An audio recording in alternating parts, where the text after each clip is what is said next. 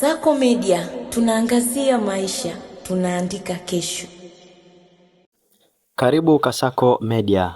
Jambo la wahalifu kuajiri watoto kwenye mitandao ya kijamii na majukwaa ya michezo ya kubahatisha ili kufanya uhalifu wa vurugu limeenea kote Ulaya kama moto wa nyikani.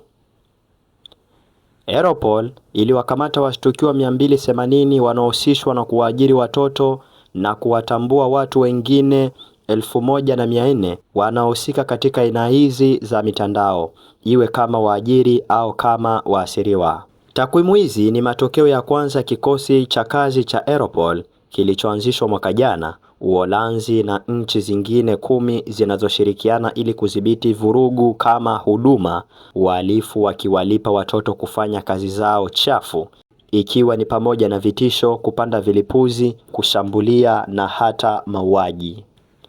Kulingana na Europol, kitendo hicho kinavuka mipaka ya kitaifa. Mapema mwaka jana, mtoto wa Uholanzi mwenye umri wa miaka 15 alikamatwa huko Hamburg kwa kupigwa risasi.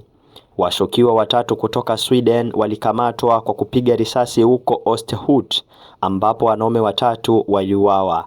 Na mapema mwaka huu, mvulana wa Sweden mwenye umri wa miaka 16 alikamatwa kwa kumpiga risasi mfungwa katika gereza la Alphen-aan-den-Rijn. Jambo hili linaenea kama moto wa nyika kote Ulaya. Andy Krag wa Europol aliwaambia ni EU, watoto wanaoandikishwa wanazidi kuwa wadogo. Alisema umri wa miaka 13 au 14 sio tofauti, na uhalifu unazidi kuwa wa vurugu. Vijana wako kwenye vikundi vya gumzo kwenye Snapchat, TikTok na majukwaa ya michezo ya kubahatisha.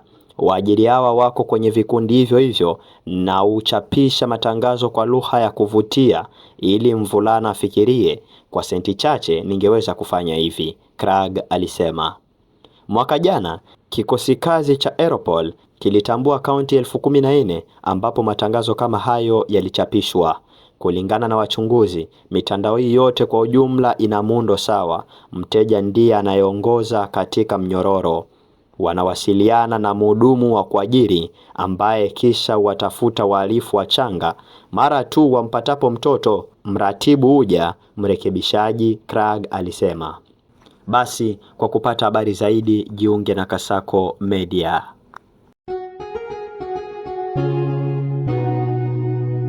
Kasako Media, tunaangazia maisha, tunaandika kesho.